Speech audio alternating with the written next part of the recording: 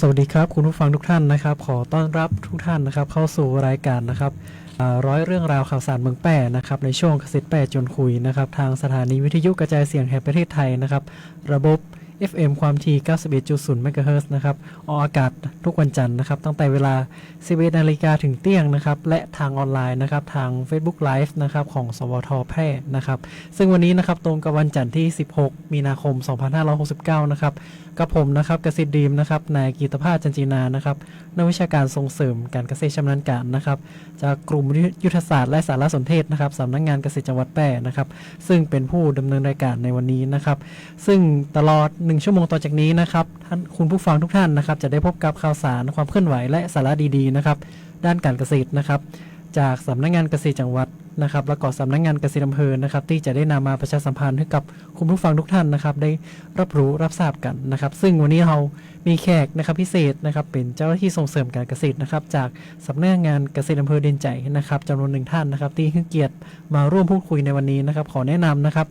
เกษตรเนยนะครับนางสาวนิธิตราประเวศนะครับนักวิชาการส่งเสริมการเกษตรปฏิบัติการนะครับสวัสดีครับสวัสดีจ้าครับสวัสดีครับน้องเนย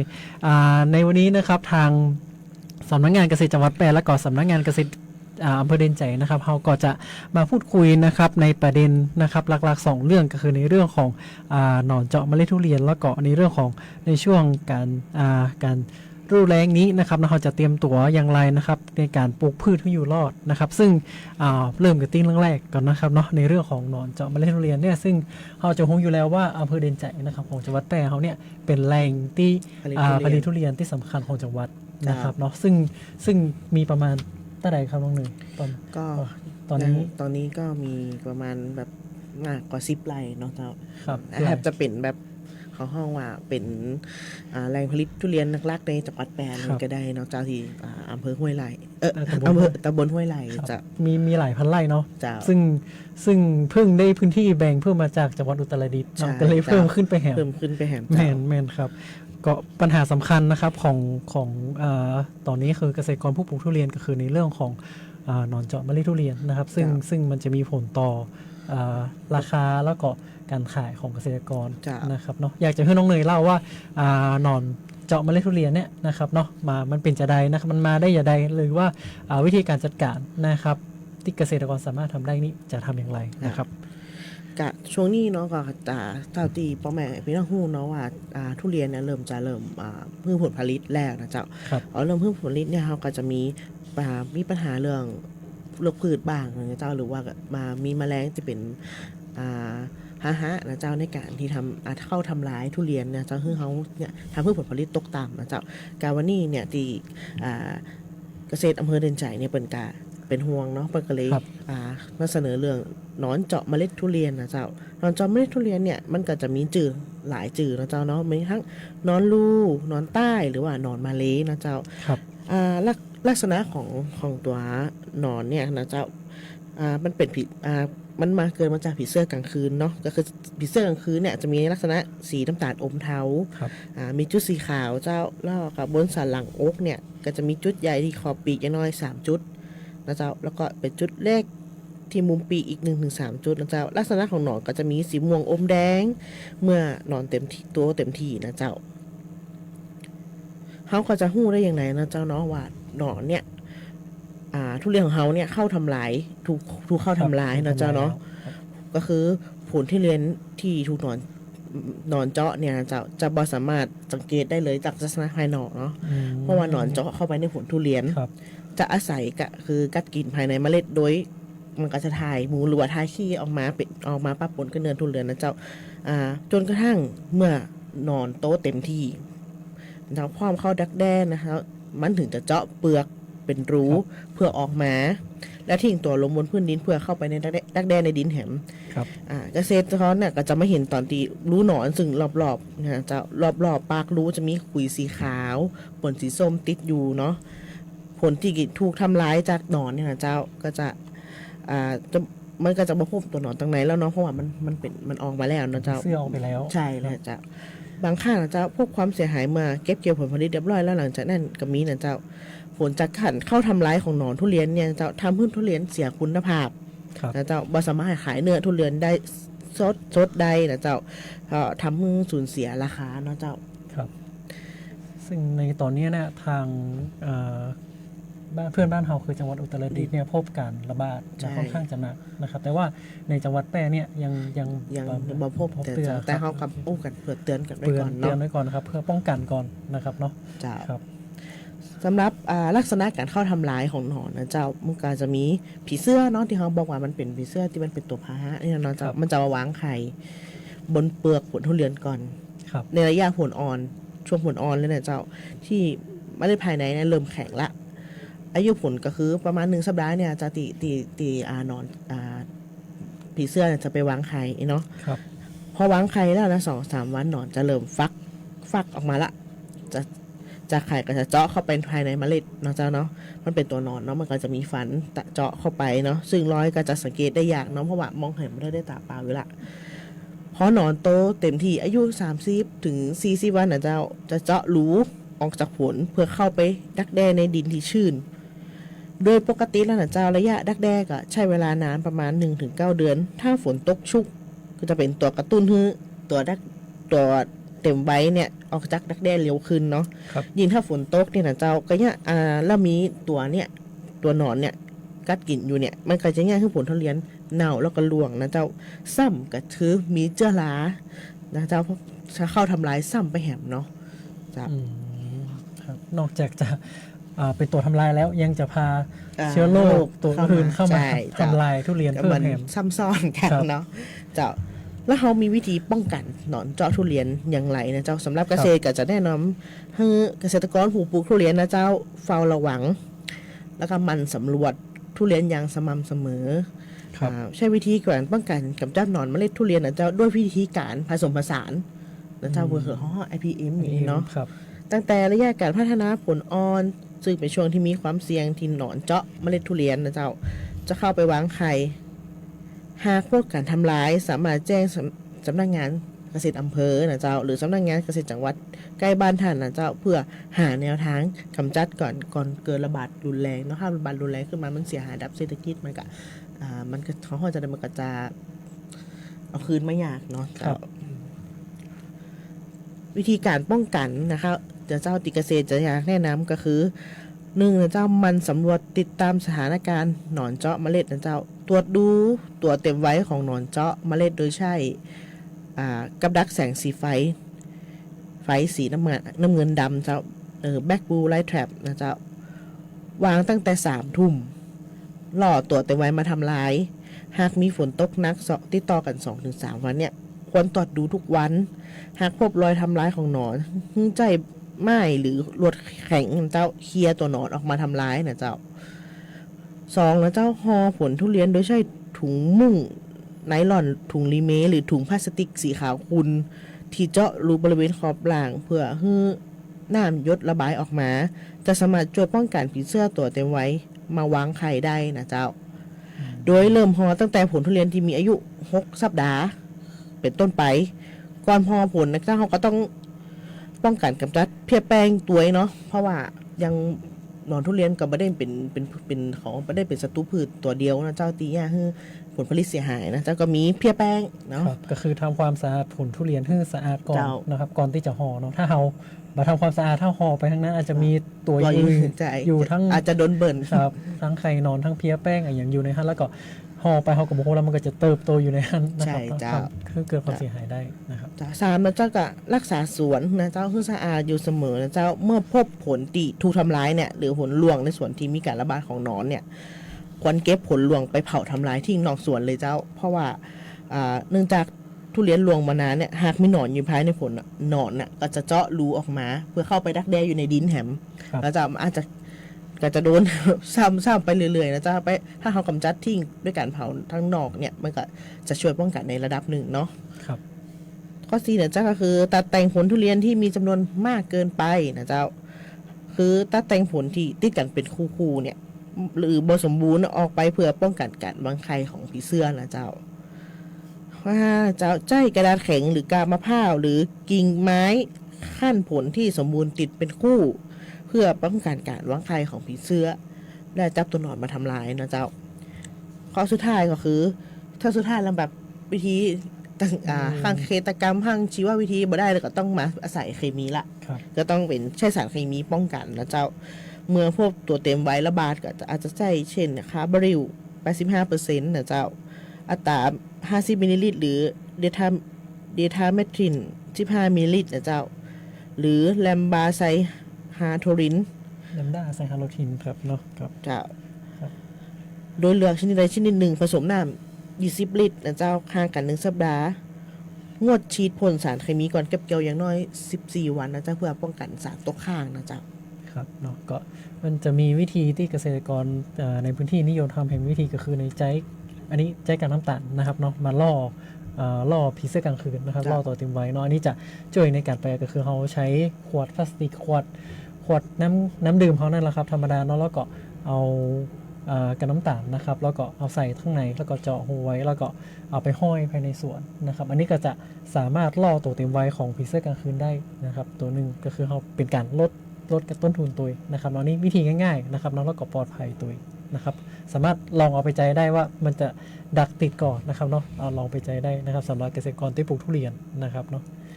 ครับ ต่อไปนี่ค่ะจะมีทิกนิดๆหน่อยๆนะเจ้าของเกษตรเนาะจะเป็นทุเรียนในแสงไฟนะเจ้าก็คือจะช่วยป้องกันหนอนเจาะทุเรียนได้ตัวนะเจ้าซึ่ง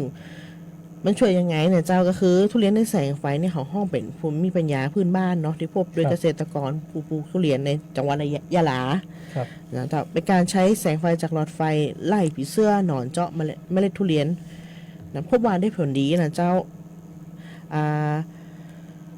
แสงไฟที่ใช่นะเจ้าจะใช้หลอด LED แสงสีขาว หรือแสงสีเหลืองส้ม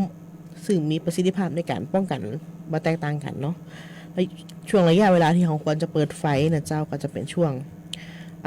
ดอกระยะมะเขือไฟจนถึงเก็บเกี่ยวผลผลิตนะเจ้าเวลาเปิดไฟจะเริ่มเปิดเมื่อหมดแสงของวันนี้ จนถึงมีแสงของพรุ่งนี้ก็ช่วง6 โมงเนาะเริ่มพระอาทิตย์ตกนะเจ้าการจะปิดในช่วงพระอาทิตย์ขึ้นกับประมาณ6 โมงเจ้าอย่างเงี้ยเจ้าเปิดไฟให้ทั่วถึงทรงพุ่มเพื่อมีจุดอัพของแสงไฟนะเจ้า การใช้ไฟเนี่ยเนาะเจ้าก็นอกจากเกษตรกรและผู้บริโภคจะปลอดภัยแล้วจากสารเคมีเนาะเจ้าก็สิ่งเกิดขึ้นคือไฟทำให้ผิวของเปลือกทุเรียนเนี่ยมีสีเหลืองทองตรงกับความต้องการของผู้บริโภคโดยเฉพาะแหล่งส่งออกของเขาจริงใหญ่เนาะค่ะประเทศจีนนะเจ้าเป็นแหล่งตีใหญ่ที่สุดนะเจ้าตีซื้อทุเรียนจากเฮาเนาะกะสำหรับอันนี้ค่ะถ้าเรียนแสงไฟถ้าท่านใดที่ปลูกทุเรียนสนใจก็สามารถไปปรึกษาดีสำนักงานเกษตรอำเภอใกล้บ้านก็ได้นะเจ้า ครับเนาะก็ปูง่ายๆก็คือเปิดไฟทุเรียนนะครับทั้งคืนนะครับเนาะก็เป็นการทดลองนะครับถ้าเกษตรกรคนไหนที่อยากจะทดลองนะครับในบ้านเฮาในพื้นที่ของบ้านเฮาเนี่ยสามารถเอาไปลองนะครับลองแล้วเราจะเปรียบเทียบกันว่าอันที่เปิดไฟกับบ่เปิดไฟเนี่ยมันช่วยในการป้องกันได้ก่อนะครับเนาะสำหรับแมลงนะครับ แต่ถ้ามันใช่ได้ก็ปลอดภัยจากสารเคมีเนาะ แม่ ไม่ น ต้องใช้ ครับ สารเคมีลดต้นทุนการซื้อสารเคมีตัวนั้นเจ้า ครับเนาะอันนี้เป็นเรื่องทุเรียนนะครับเนาะในสำหรับของหนอนเจาะเมล็ดทุเรียนนะครับเนาะสำหรับตอนนี้นี่อยากจะรู้ว่าสถานการณ์ทุเรียนในอำเภอเดนใจนี่เป็นจะไดเพราะครับอยู่ในช่วงระยะไหนแล้วเราจะได้กินนะครับทุเรียนนี่ในช่วงเดือนไหนครับ ทุเรียนของภาคเหนือนี่ก็จะช่วงนี้อยู่ในช่วงที่เขาเหมือนเป็นกำลังข้ามกิ่งข้ามอะไรกันอยู่เนาะเจ้าก็เริ่มออกดอกละ ครับ อ่า เนาะบาง แต่ พื้ อาจ น จะ ที่ติดดอก ใช่ บ้าง บางพื้นที่ แล้ว ก็เริ่มติดดอกแล้วเนาะ ครั เจ้า บ ติดดอกก็เลยน่าเก็บเกี่ยวกันน่าจะประมาณช่วงเดือนมิถุนากรกฎาสิงหานะครับในช่วงนี้นะครับที่จะได้กินผลผลิตทุเรียนของในพื้นที่ของอำเภอเดนใจของจังหวัดแพร่เฮานะครับซึ่งมีรสชาติที่อร่อยมากนะครับเนาะโดยเฉพาะหมอนทองนะครับที่ปลูกในพื้นที่นะครับเนาะส่วนใหญ่ก็จะปลูกหมอนทองกัน บนทองบนเขา ครับ เจ้า ครับบนในพื้นที่บนภูเขานะครับเนาะก็สำหรับคุณผู้ฟังท่านไหนนะครับที่อยากจะลิ้มรสของทุเรียนของจังหวัดแพร่นะครับก็สามารถนะครับรอกันเนาะช่วงนี้ยังไม่ออกเตือนนะครับเนาะ ยัง อีกประมาณ 2-3 เดือนนะครับเนาะครับแล้วก็อีกหนึ่งเรื่องนะครับที่เราจะมาพูดคุยในวันนี้นะครับก่อนในเรื่องของการดูแลพืชในช่วงฤดูแล้งนะครับซึ่งตอนนี้ก็เขา ฤดูร้อนละนะครับเนาะเข้าดูแล้งของบ้านเฮาก็น้ำท่าก็จะมีน้อยลงนะครับเนาะสำหรับการจัดการนะครับเนาะการจัดการสำหรับเกษตรกรที่จะปลูกพืชนะครับเขาจะมีการจัดการน้ำยังไงนะครับหรือว่าการดูแลพืชยังไงให้พืชเฮาอยู่รอดแล้วก็ได้ผลผลิตที่ดีนะครับแล้วก็มีคุณภาพนะครับเนาะเราก็จะเป็นในเรื่องของเรื่องนั้นไปนะครับเนาะครับก็ยินเชิญน้องเนยนะครับให้ข้อมูลกับคุณผู้ฟังตัวเองนะครับ กะเขาช่วงนี้เขาก็ฮู้นะว่าตั้งแต่ปลายกำพามา ครับ เข้าฤดูร้อนนะเจ้าร้อนมาก นี่ขนาดยังมาถึงเมษานะเจ้าอุณหภูมิก็แตะ40แทบทุกวันเนาะกะช่วงนี้กะพอมันเข้าฤดูแล้งเนาะเจ้าคือน้ำมันก็น้อยเนาะพืชที่เขาใช้ปลูกเนี่ยก็ต้องการน้ำเยอะนะเจ้าในการต้องการน้ำในการปลูกปริมาณมากนะเจ้าแต่พืชแต่ละชนิดเนี่ยก็ต้องการบ่เท่ากันเนาะ ครับ ยังตีเขารณรงค์ในช่วงฤดูแล้งเนี่ยว่าจะคือปลูกเกษตรก็จะแนะนำเป็นพวกข้าวโพดนะเจ้าถั่วเขียวฟักทองหรือพวกกะหล่ำปลีนะเจ้าเพราะว่าพืชเหล่านี้ใช้น้ำน้อยนะเจ้าปริมาณน้อยเนาะที่พืชจริงที่สำคัญเลยเนาะพืชนะเจ้าทุกพืชนะเจ้าบ่ว่าจะใช้น้ำน้อยน้ำมาเนี่ยเจ้าพืชน่ะจะต้องการน้ำปริมาณแตกต่างกันในช่วงระยะการเติบโตเนาะช่วงที่ต้องการมากที่สุดก็คือช่วงที่กำลังแทงช่อดอกช่วงผสมเกสรหรือช่วงติดผลอ่อนนะเจ้าพืชจะขาดน้ำบ่ได้เลยในช่วงทั้ง3ช่วงนี้เนาะเจ้าเพราะบางคนเนี่ยเกษตรกรบางคนกว่าพืชขาดน้ำประโคมอาศัยเลยนะเจ้าซึ่ง ครับ มันจะชุ่มเลยจนชุ่มเลยนะเจ้าซึ่งบางครั้งการตีเขาเอาหน้าใบประโคมพืชหนักเกินไปอาจจะเกิดทำให้เปิดหลักพืชเน่าได้นะเจ้า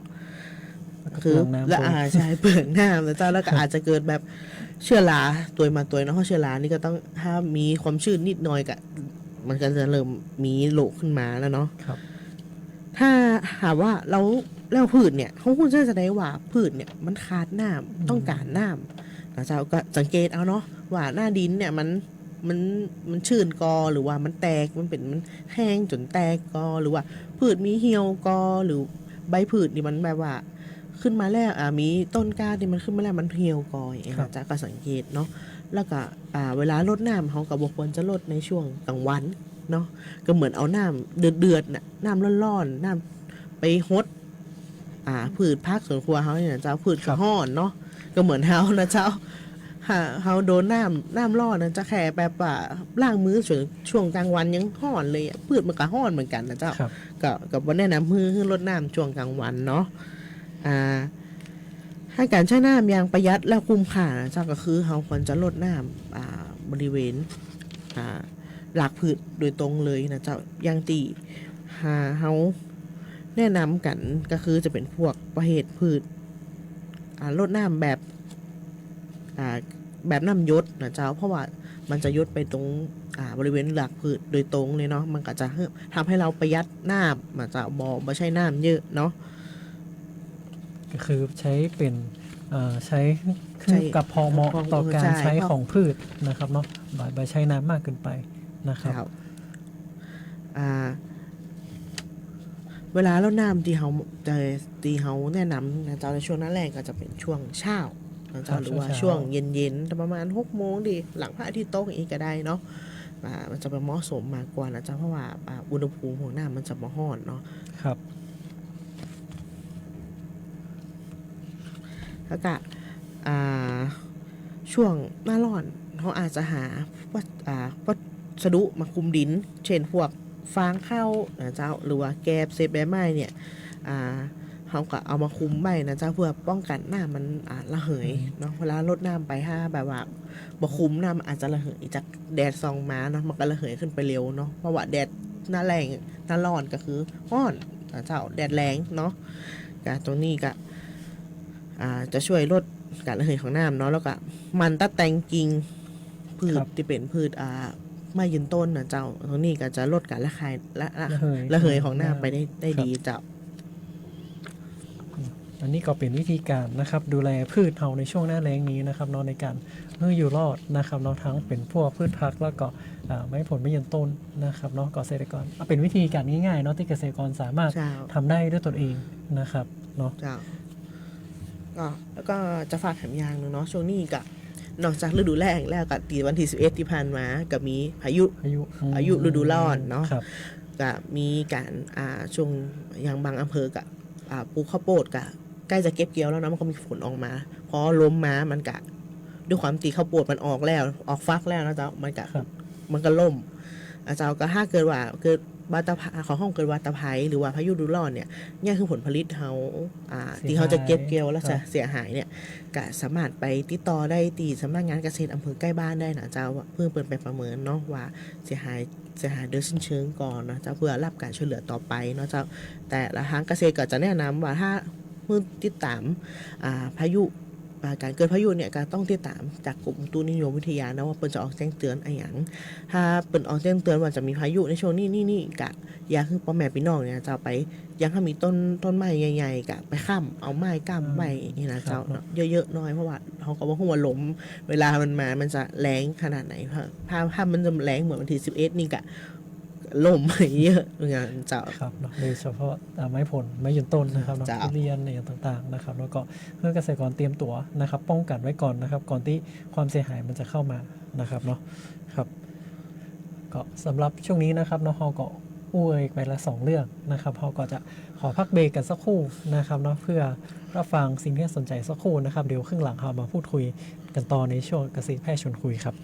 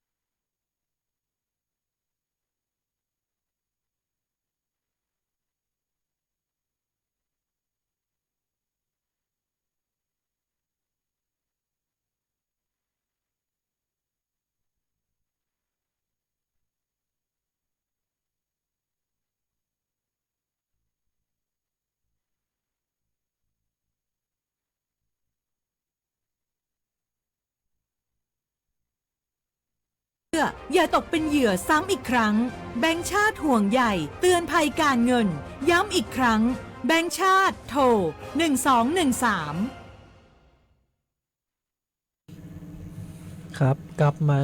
ช่วงที่2นะครับของรายการเกษตรแป้จนคุยนะครับกี้เฮาปิกไป ในเรื่องของทุเรียนกันต่อนะครับสำหรับทุเรียนนะครับในพื้นที่อำเภอเด่นใจนะครับก็เฮาสำนักงานเกษตรอำเภอแล้วก็สำนักงานเกษตรจังหวัดเนี่ยเฮาได้มีการส่งเสริมนะครับการเพิ่มประสิทธิภาพทุเรียนนะครับการส่งเสริมความรู้หรือว่าเทคโนโลยีให้กับเกษตรกรต่างๆนะครับบอกว่ามากมายในทุกๆปีนะซึ่งปีนี้เฮาก็มีโครงการนะครับที่ได้ร่วมกันนะทั้งจังหวัดและก็อำเภอนะครับในการพัฒนาเกษตรกรนะครับเป็นโครงการนี้ครับน้องเนย ก็โครงการส่งเสริมการขยายก้านทุเรียนพันธุ์ดีนะเจ้า ครับ เป็นหนึ่งในโครงการของการส่งเสริมและพัฒนาการผลิตสินค้าเกษตรปลอดภัยอย่างครบวงจรโดยใช้นวัตกรรมและก็เทคโนโลยีเพื่อเพิ่มมูลค่านะเจ้าประจำปี 2569 เนาะ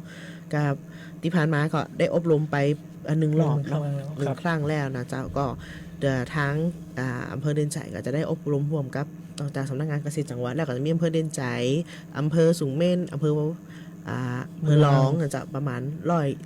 เกษตรกร122 รายนะเจ้าซึ่งอันนี้อบรมรอบที่ 1เดี๋ยวจะมีรอบที่ 2ประมาณวันที่26 มีนาคมนะเจ้าก็จะเป็นรอบที่ 2เนาะ ครับก็สำหรับนี้ก็มีเกษตรกรที่สนใจเข้าร่วมนะครับเนาะ โครงการก็เป็นโครงการดีๆเนาะเจ้าเนาะว่าถ้าหลังจากอบรมเสร็จก็จะมีการแจกกล้าทุเรียนนะครับพันธุ์ดีนะเจ้าเพื่อแก่เกษตรกรที่เข้าร่วมอบรมตัวนะเจ้า ครับเนาะก็อันนี้เรามีเป้าหมายเกษตรกรอยู่แล้ว ใช่ นะครับ เจ้า เนาะก็คืออบรม2 ครั้งนะครับ ถ้าปีนี้ใครพลาดไปกับปีหน้า ครับ อาจจะมีแฮมนะเจ้า ครับ ก็ฟังจากวิทยุตรงนี้นะเจ้าการประชาสัมพันธ์ตรงนี้หรือว่าติดตามทางเพจสำนักงานเกษตรจังหวัดแปรสำนักงานเกษตรอำเภอทุกอำเภอนะเจ้าว่ามีอบรมอะไรอย่างอบรมทุเรียนเมื่อไรช่วงไหนหรือว่าปัจจัยอบรมทุเรียนอย่างเดียวก็ได้นะเจ้า ครับ ปีหน้าอาจจะเปลี่ยนเป็นไปเรื่อย ครับ ๆเจ้า ก็ฉะนั้นคุณผู้ฟังก็อย่าลืมนะครับไปกดติดตามนะครับเพจ Facebook ของสำนักงานเกษตรจังหวัดแปรแล้วก็สำนักงานเกษตรอำเภอทุกอำเภอได้นะครับเราสามารถเสิร์ชใน Facebook ก็จะเจอนะครับเนาะครับในเรื่องถัดไปนะครับก็อยากจะประชาสัมพันธ์ให้กับคุณผู้ฟังนะครับในเรื่องของเกี่ยวกับด้านการเกษตรอีกหลายเรื่องนะครับเนาะที่เราจะมาร่วมพูดคุยกันนะครับเรื่องแรกก็คือในเรื่องของการหยุดเผาในพื้นที่การเกษตรนะครับช่วงนี้ก็ยังอยู่ในช่วงที่ห้ามนะครับเนาะห้ามอยู่นะครับที่ห้ามเผานะครับในพื้นที่การเกษตรทุกกรณีนะครับเขาเริ่มตั้งแต่วันที่1 กุมภามาละนะครับจนถึง31 มีนาคมนี้นะครับสำหรับในพื้นที่การเกษตรนะครับแล้วก็การห้ามเผานะครับก็ถ้าเกษตรกรคนไหนนะครับที่พบประวัติการเผาในพื้นที่การเกษตรในช่วงนี้อยู่นะครับก็จะถูกนะครับตัดสิทธิ์เข้าร่วมโครงการนะครับโครงการสนับสนุนของรัฐนะครับต่างๆนะครับของกระทรวงเกษตรนะครับเป็นเวลา2 ปีนะครับคือตั้งแต่ปี69ถึง71อันเนี้ยจะสามารถได้รับการช่วยเหลือได้นะครับเนาะยกเว้นการช่วยเหลือเกษตรกรที่ประสบภัยพิบัตินะครับด้านการเกษตรนะครับเนาะก็อยากจะให้เกษตรกรนะครับเน้นย้ำนะครับก็ยังให้ความร่วมมือกับหน่วยงานเลยเนาะครับว่าตอนนี้ช่วงนี้เขาไปห้ามเผากันอยู่นะครับเนาะครับอีกเรื่องหนึ่งนะครับเนาะก็ในเรื่องของการขึ้นทะเบียนเกษตรกรนะครับแล้วก็การปรับปรุงทะเบียนเกษตรกรให้เป็นปัจจุบันนะครับอันนี้เรื่องนี้ก็สำคัญนะครับเนาะเพราะว่าเกษตรกรที่ปลูกพืชในแปลงแล้วนะครับก็เป็นหน้าที่ของเราเนาะของเกษตรกรที่จะต้องรู้ตัวกันแล้วว่าเราจะต้องมาขึ้นทะเบียนแจ้งปลูกกับเจ้าหน้าที่นะครับในพื้นที่ที่สำนักงานเกษตรอำเภอในพื้นที่นะครับเนาะก็เพื่ออย่างครับเพื่ออย่างแรกเลยที่น้องเอ๋ยอุตกี้เนาะในเรื่องของภัยนะครับเนาะถ้าเกษตรกรคนไหนนะครับที่เกิดความเสียหายนะครับเกิดภัยพายุนะครับน้ำท่วมอย่างต่างๆและสร้างความเสียหายแก่พืชนะครับพืชพักหรือผลผลิตทางการเกษตรเราในพื้นที่นะครับเนาะก็ถ้าขึ้นทะเบียนไว้ก่อนก็มาได้รับการช่วยเหลือนะครับเนาะเพราะว่าเราจะต้องมีการแจ้งข้อมูลเข้ามาในขึ้นกับเจ้าหน้าที่ก่อนนะครับเนาะก็สำหรับวิธีการขึ้นทะเบียนของกับกรมส่งเสริมการเกษตรนะครับมี3 วิธีหลักๆนะครับเนาะก็วิธีแรกก็คือถ้าเป็นเกษตรกรรายเดิมหรือแปลงเดิมอันเนี้ยเกษตรกรที่มีข้อมูลอยู่ในระบบอยู่แล้วนะครับเนาะมีข้อมูลเกษตรกรเองแล้วก็ข้อมูลแปลงนะครับแปลงเดิมอยู่แล้วนะครับสามารถขึ้นทะเบียนเองได้นะครับผ่านแอปพลิเคชัน Farmbook นะครับ จ้ะ อันนี้ง่ายที่สุดก็คือ ง่ายสุดขึ้นเอง ขึ้นเองในโทรศัพท์นะครับ หลัง โท จาร ก ศั ป พ ลู ท์ ก15 วันก็ขึ้นเองได้เลย ครับ เจ้า ก็คือเราถ้าคนไหนเกษตรกรคนไหนที่ยังมามีแอปฟาร์มบุ๊กมานะครับก็เข้าไปโหลดแอปมาก่อนนะครับแล้วก็ในการเข้าระบบเนี่ยนะครับก็จะใช้รหัสถ้าเป็นเกษตรกรนะครับที่อยู่หน้าเล่มเขียวของตัวเองนะครับเนาะในการเข้ารหัสนะครับก็จะเป็นทั้ง user แล้วก็ password นะครับตัวเดียวกันนะครับเนาะสำหรับเกษตรกรรายเดิมนะครับสามารถขึ้นเองได้เลยนะครับอันนี้ง่ายที่สุดนะครับเนาะวิธีที่2นะครับถ้าเป็นเกษตรกรรายใหม่นะครับหรือเป็นแปลงใหม่ที่ยังไม่เคยแจ้งขึ้นทะเบียนกับเจ้าหน้าที่เตือนนะครับก็สามารถกรอกข้อมูลนะครับอันนี้โดยใช้เอกสารเนาะเอกสารเนี่ยขอห้องว่าแบบทบก01นะค สา รับ มารถโหลดได้หน้าเว็บไซต์ของทบกได้เลยหรือว่ามาขอตีเกษตรก็ได้ สำนักงานเก จ้ะ ษตรอำเภอก็ได้นะครับเนาะก็ในการกรอกข้อมูลในแบบทบก01เนี่ยมันจะมีรายละเอียดค่อนข้างจะเยอะนะครับเนาะโดยเฉพาะข้อมูลพื้นฐานของตัวเองแล้วก็ข้อมูลแปลงนะครับที่ต้องกรอกให้ครบนะครับ แล้วจากนั้นก็ต้องคือขอห้องผู้ใหญ่บ้านกำนันผู้นำผู้ชุมชนนะเจ้าเซ็นรับรอง เซ็นรับรองมา ว่าได้ทำจริงนะเจ้า ครับเนาะก็จะต้องเป็น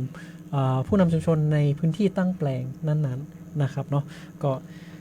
แนบนะครับสำเนาบัตรประจำตัวประชาชนนะครับสำเนาทะเบียนบ้านแล้วก็สำเนาเอกสารสิทธิ์นะครับในกรณีที่พื้นที่มามีเอกสารสิทธิ์นี้ก็สามารถแจ้งขึ้นทะเบียนได้นะครับแต่ว่าจะต้องใช้หนังสือรับรองนะครับการใช้ประโยชน์ที่ดินในพื้นที่มามีเอกสารสิทธิ์นะครับแนบมาตัวนะครับเนาะแล้วก็อย่าลืมนะครับจับค่าพิกัด xy นะค ใช่ รับเนาะ เจ้า ค่าพิกัดแปลงนะครับเขียนลงมาในแบบตัวนะเพราะว่ามันจะต้องมีการกรอกนะครับถ้าคนไหนที่บ่เขียนมาเนี่ยก็จะบ่สามารถบันทึกลงในระบบได้นะครับ เจ้า นี่สำคัญนะครับเนาะ กะเดี๋ยวนี้แอปก็มีแอปจับพิกัดเยอะแยะเนาะแอปเนี่ยติดเท้าใจกันส่วนใหญ่ก็จะเป็นแอปลิงก์ ครับ จะไปจับพิกัดไปพื้นที่ที่เขาปลูกอะเจ้าแล้วก็จับพิกัดแคปหน้าจอตรงนั้นส่งมาก็ได้คือเกษตรก็ได้เจ้าเพราะว่าถ้าบางคนแบบเขียนมามัวๆเนาะมันก็จะไปโพบนเขาบนอย่างแบบปลูกข้าวทำไมปลูกบนเขาอย่างเงี้ยนะเจ้า อาจจะไป คือ โพลจังหวัดอื่นก็ได้ ที่อื่นก็ได้เนาะเพราะว่าค่าพิกัดนี่สำคัญยังไงครับมันจะต้องเข้าในระบบดาวเทียมเนาะแล้วเจ้าที่เนี่ย เจ้า เขาจะต้องไปใช้ในการวาดแปลง ใช่แล้ว นะครับ เจ้า เนาะครับ ถ้าเจ้าหน้าที่วาดวิธีถูกๆกันเดี๋ยวมันจะเป็นปัญหาในเรื่องของการที่โครงการรัฐนะเจ้าดึงไปใช้งานนะเจ้าดึงไปใช้ประโยชน์อย่างเงี้ยนะเจ้าเพราะฉะนั้นเขาก็อยากคือไปจับพิกัดจริงๆนะถ้าใครแบบว่าเช่าละแบบจ้างจับอย่างงี้กะส่วนผู้นำชุมชนไปตัวก็ได้เจ้า หรือให้ลูกหลานเฮาที่ ใช่ เล่นโทรศัพท์เก่งหน่อยนะครับ เก่ง ก็ช่วยเยี่ยม ช่วย ก็ได้ จับก็ได้เจ้า ครับก็สำหรับวิธีที่3นะครับอันนี้ก็จะเป็นเกษตรกรรายใหม่ก็ได้หรือรายเดิมก็ได้อันนี้เขาแจ้งใน e-form นะครับก็คือผ่านระบบออนไลน์นะครับก็คือในเว็บไซต์ efarmer.doee.go.th นะครับก็อันนี้ก็เข้าไปแจ้งนะครับเนาะเข้าไปกรอกข้อมูลส่วนตัวนะครับเนาะข้อมูลส่วนตัวข้อมูลพื้นที่ปลูกได้นะครับในเว็บไซต์ได้เลยนะครับในระบบ e-form นะครับอันนี้สำหรับคนที่อาจจะเก่งเทคโนโลยีหน่อยนะครับเนาะเข้าไปกรอกข้อมูลได้ ถ้าบ่มีเวลามาหาเกษตรก็สามารถกรอกผ่านอีฟอร์มได้ ครับ เนาะเพราะเดี๋ยวเกษตรก็จะตรวจสอบอีกครั้ง ครับก็เกษตรกรเนี่ยสามารถขึ้นทะเบียนได้นะครับก็คือตั้งแต่ปลูกพืชเสร็จแล้วคือ15 ถึง 60 วัน อันนี้คือเขาสามารถแจ้งขึ้นทะเบียนได้เลยแจ้งปรับปรุงข้อมูลได้เลย แต่ถ้าเป็นไม้ผลไม้ยืนต้นนะครับไม้ผลไม้ยืนต้นที่ปลูกอยู่แล้วนะครับเขาก็ต้องแจ้งปรับปรุงข้อมูลที่เป็นปัจจุบันทุกปีเหมือนกันนะครับเนาะ มันใจว่าขึ้นปีนี้แล้วก็ อ่า ละไปเลย เนาะ เมื่อคืนเห็นเตือนตอนเก็บเกี่ยวว่าใจนะเจ้าต้องปรับปรุงทุกปีเพื่อเกษตรเพื่อที่เจ้าหน้าที่เขาก็จะได้รู้ว่าไอ้สมมุติเขามาขึ้นมะม่วงกำลังปลูกได้15 วันนี้เนาะมาขึ้นมะม่วงปีหน้าห้ามบ่มาปรับปรุงคือที่ทำให้เขาอยากคือปรับปรุงเขาจะได้รู้ว่าปีนี้ก็ยังปลูกมะม่วงอยู่นะเจ้า ใช่ครับ เพราะมะม่วงมันก็ไม่ได้คือผลผลิตภายใน4 เดือนเหมือนข้าวอย่างเงี้ยนะจ๊ะมะม่วงอาจจะใช้เวลา 5-7 ปีในการคือผลผลิตเพื่อต้องคือเกษตรกรที่ขึ้นทะเบียนไม่ผลก็จะต้องมาขึ้นปรับปรุงทุกๆปีเพื่อ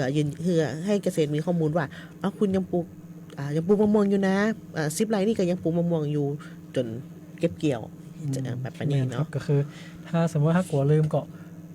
เดือนมกรานะครับ ปีต่อไปก็สามารถแจ้งขึ้นทะเบียนได้เลยสำหรับไม้ผลไม้ยืนต้นที่ยังมีอยู่ในพื้นที่นะครับเราบอกต้องรอขึ้นทะเบียนพร้อมกับข้าวหรือข้าวโพดก็ได้นะครับ สามารถ มันต้อง ขึ้นทะเบียนมาได้เลย พองก็รอกันนี่เนาะ ว่าถ้าเกิดว่าหัวตกหล่นเดือนมกราคมมาหาเกษตรได้ตีสำนักงานเกษตรได้เลยนะเจ้าแบบ ครับ บ่ต้องรอกันเนาะ ครับก็ อันนี้นะสำคัญนะครับก็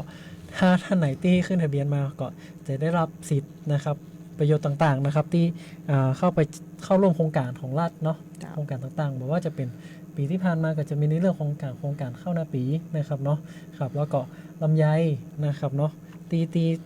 รัฐนะครับในที่มีโครงการนะครับเพื่อกับเกษตรกรเฮานะค เพ รับ ราะโครงการที่ให้สำคัญก็อย่างไผ่เนาะ ภัยพิบัติ ไผ่เนาะเพราะบางตีก็คือบ่ขึ้นบ่เป็นหยังหรอกนะครับ พอมันแล้วเจอเกิดภัยขึ้นคนที่ขึ้นได้คนที่บ่ขึ้นคอหน้ากันเนาะเฮาก็คือเกษตรหรือว่าเจ้าหน้าที่ทุกคนเจ้าอยากช่วยเหลือนะเจ้าเวลาประสบภัยพิบัติอะไรอย่างต่างๆนะเจ้าเขาอยากช่วยเหลือทุกคน แต่ว่าเงื่อนไขของเขาก็ต้องมีเงื่อนไขนะเจ้าว่าต้องขึ้น มีระเบียบนะครับ มีระเบียบปฏิบัติเหมือนกันนะเจ้าทางบ่ว่าจะเป็นของท้องถิ่นหรือว่าของ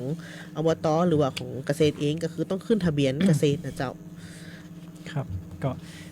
ก็ช่วงนี้เนาะก็จะเป็นในเรื่องของการผลิตพืชฤดูแล้งนะครับ เจ้า ก็มีทั้งข้าวนาปลังนะข้าวโพด โพด อินทราดครับเนาะแล้วก็ทั่ว ต่าง อย่างต่างๆก็เกษตรกรที่ยังไม่ได้ขึ้นทะเบียนอยู่หรือยังไม่ได้ปรับปรุงข้อมูลให้เป็นปัจจุบันก็สามารถนะครับติดต่อแจ้งขึ้นทะเบียนนะครับปรับปรุงข้อมูลทะเบียนเกษตรกรได้นะครับที่สำนักงานเกษตรอำเภอในพื้นที่ได้เลยนะครับ ครับ เนาะครับก่อนหลังจากขึ้นทะเบียนเสร็จแล้วเนี่ยเมื่อเกษตรกรเนี่ยครับเขาเป็นได้แจ้งเข้ามาในระบบแล้วเจ้าหน้าที่คีย์ข้อมูลเข้าในระบบแล้วเขาก็จะต้องมีการประชาคมนะครับเนาะในการรับรองข้อมูลนะครับว่าข้อมูลที่เขาแจ้งขึ้นทะเบียนมาเนี่ยถูกต้องกอนะครับเนาะแจ้งมากี่ไร่ครบกออย่างเงี้ยครับเนาะแล้วก็คือเกษตรกรเซ็นยืนยันอีกรอบหนึ่ง เจ้า นะครับเนาะในใบประชาคม ใช่ นะครับ ถ้าส่วนไหนมันพิษถ้าเคยว่าไปเซ็นแล้วส่วนไหนมันพิษกะแก้ไขนะเจ้าได้ประกาศในท่านได้เลยในเขาเรียกว่าใบประชาคมได้เลยแต่เจ้าหน้าที่เนี่ยก็จะมาแก้ไขขึ้นในระบบแถมรอบแล้วก็เซ็นประชาคมยืนยันแถมรอบนะเจ้า ครับ ในส่วนนี้ก็อยากฟังนะเจ้าหลายท่านยังเดินใช้นี่ที่เคยตีตอนนี้ที่เจอก็คือแบบหลายท่านลืมมาเซ็นอาจจะอยู่ต่างจังหวัดบ่เป็นอย่างเจ้าแต่ว่ากะถ้าแบบว่าถึงเวลาเนาะเขาก็จะประชาสัมพันธ์ไปอย่าง เป็นเต็นผู้นำหมู่ ผู้ บ้าน นำบ้านเปิด ครับ บางขันค่ะฝากทางผู้นำไว้เนาะกับมาเป็นอย่างเจ้าก็คือ แต่พยายามแบบมาเซ็นขึ้นตรงเวลาเนาะเพราะว่าเวลารัฐบาลบนแบบว่าจะดึงข้อมูลแล้วอย่างมันจะได้แบบพร้อมรอบกันเนาะ ทุกคนก็จะได้พร้อมกันอย่างเงี้ยเนาะเข้าใจว่าทำไมเธอได้ฉันบ่ได้เตื่อยอย่างงี้นะอย่างเงี้ยมันก็มีปัญหาแบบนี้บ่อยๆนะจ๊ะแต่ว่าก็ยังก็คอยฟังเนาะจากทางผู้นำชุมชนหรือว่าเกษตรเองที่อาจจะเกินไปนะจ๊ะ ครับก่อนหลังจากที่เกษตรกรที่ได้ยืนยันประชาคมมาละทางคณะทำงานตรวจสอบนะครับการขึ้นทะเบียนระดับหมู่บ้านเซ็นรับรองมาละก็มาส่งเจ้าหน้าที่เขาก็เจ้าหน้าที่ก็จะได้ยืนยันนะครับการผ่านประชาคมในระบบ อันนี้ก็จะเป็นการเสร็จสิ้นการแจ้งขึ้นทะเบียนโดยสมบูรณ์ เจ้า นะครับเนาะของเกษตรกร อันนี้เป็นขั้นตอนง่ายๆนะครับที่เกษตรกรนะครับที่จะต้องปฏิบัตินะครับหลังจากปลูกพืชเสร็จแล้วทั้งในช่วงหน้าแล้งหรือว่าหน้าฝนนะครับเนาะ ส่วนใหญ่ก็จะทำกันทุกปีเนาะก็จะลู่มือกันละ ครับก็ท่านไหนที่อยากจะทราบรายละเอียดเพิ่มเติมสามารถเข้าไปอ่านนะครับในหน้า Facebook ของสำนักงานเกษตรจังหวัดแพร่ได้นะครับมีรายละเอียดนะครับสำหรับการวิธีการขึ้นทะเบียนนะครับเนาะหรือจะทักทายกันเข้ามาตอบซักถามกันเข้ามาในช่วงนี้ก็ได้นะครับเนาะและอีกหนึ่งเรื่องนะครับที่จะประชาสัมพันธ์ให้กับคุณผู้ฟังได้รับรู้กันนะครับก็ตอนนี้นะครับมีโครงการดีๆนะครับจากสำนักงานส่งเสริมเศรษฐกิจดิจิทัลนะครับหรือว่าเดป้านะครับเนาะเป็นได้ทำโครงการนะครับปีนี้เป็นปีที่ 3 แล้วนะครับก็คือโครงการ1ตำบล1ดิจิทัลนะครับปีที่3นะครับวัตถุประสงค์ก็เพื่อสนับสนุนนะครับให้เกิดนะครับเพื่อเกษตรกรเนี่ยเกิดทักษะในด้านดิจิทัลนะครับก็คือในเรื่องของด้านเกี่ยวกับด้านการเกษตรเนี่ยนะครับเนาะก็มีเป้าหมายนะครับใน8พื้นที่นะครับทั่วประเทศซึ่งจังหวัดแพร่เขาเนี่ยเป็นพื้นที่เป้าหมาย1ใน8นะครับเนาะก็จะมีการส่งเสริมนะครับการประยุกต์ใช้บริการดิจิทัลนะครับที่เกี่ยวข้องกับภาคการเกษตรอย่างเช่นโดรนเพื่อการเกษตรนะครับเนาะรีโมทแท็กเตอร์นะครับเพื่อการเกษตรกึ่งอัตโนมัตินะครับแล้วก็การบริหารจัดการแปลงเกษตรกรอัตโนมัตินะครับเนาะก็คืออาจจะเป็นเรื่องของระบบน้ำอัจฉริยะอย่างนี้นะครับเพื่อให้กับเกษตรกรเนี่ยสามารถเพิ่มรายได้ลดต้นทุนนะครับแล้วก็ใช้เกษตรนะครับที่แม่นยำนะครับเนาะก็สำหรับเรียกสั้นๆว่าโอท็อปนะครับเนาะก็สามารถ เป็นโครงการดีๆเนาะ ครับสามารถเข้าไป ติดตามนะครับรายละเอียดเพิ่มเติมได้ที่เพจสำนักงานเกษตรจังหวัดได้นะครับเนาะเดี๋ยวจะได้ลงรายละเอียดให้กับเกษตรกรนะครับที่สนใจนะครับเข้าไปอ่านหรือเข้าไปศึกษาข้อมูลกันก่อนนะครับเนาะครับอีกหนึ่งเรื่องนะครับที่จะ ประชาสัมพันธ์นะครับเพื่อกับคุณผู้ฟังนะครับได้รับรู้รับทราบกันนะครับในเรื่องของการแจ้งเตือนการระบาดของศัตรูพืชนะครับในช่วงนี้นะครับก็คือท่านไหนที่ปลูกข้าวนาปลังอยู่นะครับเนาะทำผลิตข้าวนาปลังนะครับเนาะในช่วงนี้ก็อาจจะพบกับศัตรูพืชนะครับที่สำคัญนะครับอีกตัวหนึ่งนะก็คือเพลี้ยกระโดดหลังขาวนะครับเนาะซึ่งเพลี้ยกระโดดหลังขาวเนี่ยเป็นศัตรูพืชข้าวนะครับที่สำคัญนะครับที่จะทำลายนะครับแล้วก็ส่งผลต่อการผลิตข้าวนะครับของเกษตรกรนะครับซึ่งเพลี้ยกระโดดหลังขาวเนี่ยตัวเต็มวัยนะครับจะเข้ามานะครับในเข้ามาระบาดเนี่ยในช่วง30วันแรกหลังจากที่เป็นต้นกล้านะครับโดยจะอาศัยบริเวณโคนต้นนะครับของต้นข้าวนะครับเนาะก็ลักษณะของเพลี้ยกระโดดหลังขาวก็คือจะคล้ายๆกับเพลี้ยกระโดดสีน้ำตาลคือตัวเต็มวัยของมันนะแต่ตัวมันจะน้อยมากนะครับถ้ามองด้วยตาเปล่าเนี่ยอาจจะมาหันนะครับเนาะลักษณะก็คือนะครับจะมีสีน้ำตาลนะครับถึงสีดำนะครับลำตัวเป็นสีเหลืองนะครับแล้วก็ปีกจะมีจุดสีดำกลางแล้วก็อยู่ตรงกลางปีกแล้วก็ปลายปีกนะครับแล้วก็มีแถบสีขาวนะครับอยู่นะครับเนาะก็เพลี้ยกระโดดหลังขาวเนี่ยนะครับก็จะมีลำตัวยาวประมาณ 2.5 มิลนะครับเนาะแล้วก็ถ้าอันนี้สำหรับพี่ผู้นะครับถ้าเป็นเพศเมียก็ประมาณ3มิลนะครับตัวนึงเนี่ยเพศเมียตัวนึงเนี่ยสามารถวะไข่ได้300ถึง500ฟองนะครับในระยะเวลาแค่2สัปดาห์นะครับเนาะถ้าเราไปกำจัดนะครับตัวเต็มวัยนะครับมันสามารถแพร่ระบาดได้นะครับเนาะถึงขั้นที่กับเท่ากับเข้าเนี่ยมันเสียหายได้นะครับโดยลักษณะการทำลายของเพลี้ยกระโดดหลังขาวเนี่ยนะครับตัวอ่อนแล้วก็ตัวเต็มวัยเนี่ยจะดูดกินน้ำเลี้ยงนะครับบริเวณโคนก่อข้าวนะครับเนาะบริเวณโคนข้าวนะครับเนาะจะทำให้ใบข้าวเนี่ยมีสีเหลืองส้มนะครับเนาะถ้าเพลี้ยเนี่ยมีปริมาณมากนะครับต้นข้าวจะถูกทำลายแล้วก็เหี่ยวแห้งแล้วก็ตายในที่สุดนะครับเนาะการกระจายเนี่ยของ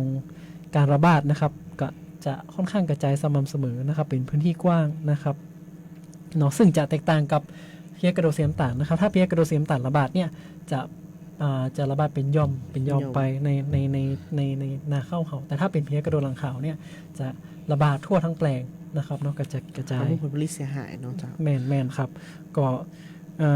หรือว่าเกษตรกรไหนที่เวลาเข้าไปในนาเนี่ยครับเอามือไปปัดต้นข้าวดูนะครับเขาก็จะเห็นนะครับ